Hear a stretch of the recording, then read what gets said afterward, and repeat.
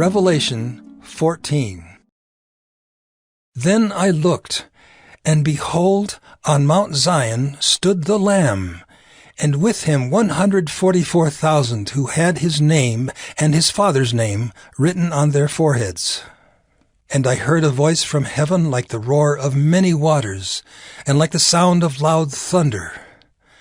The voice I heard was like the sound of harpists playing on their harps, and they were singing a new song before the throne and before the 4 living creatures and before the elders. No one could learn that song except the 144,000 who had been redeemed from the earth. It is these who have not defiled themselves with women, for they are virgins. It is these who follow the Lamb wherever he goes. These have been redeemed from mankind as firstfruits for God and the Lamb, and in their mouth no lie was found, for they are blameless. Then I saw another angel flying directly overhead, with an eternal gospel to proclaim to those who dwell on earth, to every nation and tribe and language and people.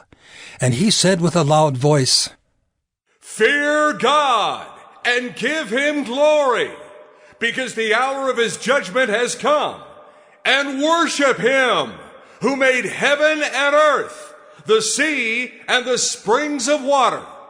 Another angel, a second, followed, saying, "Fallen, fallen is Babylon the Great, she who made all nations drink the wine of the passion of her sexual immorality." And another angel, a third, followed them, saying with a loud voice, "If anyone worships the beast and its image, and receives a mark on his forehead or on his hand, he also will drink the wine of God's wrath, poured full strength into the cup of his anger, and he will be tormented with fire and sulfur in the presence of the holy angels and in the presence of the Lamb.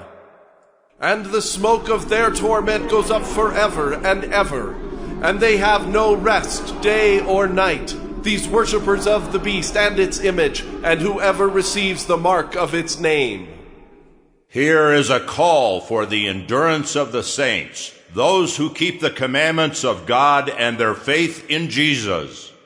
And I heard a voice from heaven saying, "Write this: Blessed are the dead who die in the Lord from now on."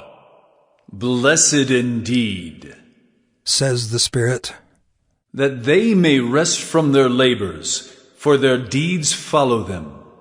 Then I looked, and behold a white cloud, and seated on the cloud one like a son of man, with a golden crown on his head, and a sharp sickle in his hand.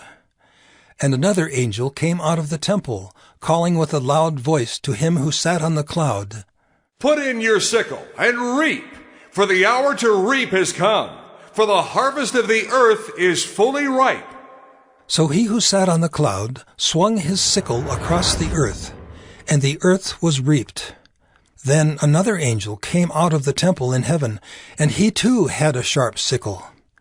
And another angel came out from the altar, the angel who has authority over the fire, and he called with a loud voice to the one who had the sharp sickle, "Put in your sickle, and gather the clusters from the vine of the earth, for its grapes are ripe."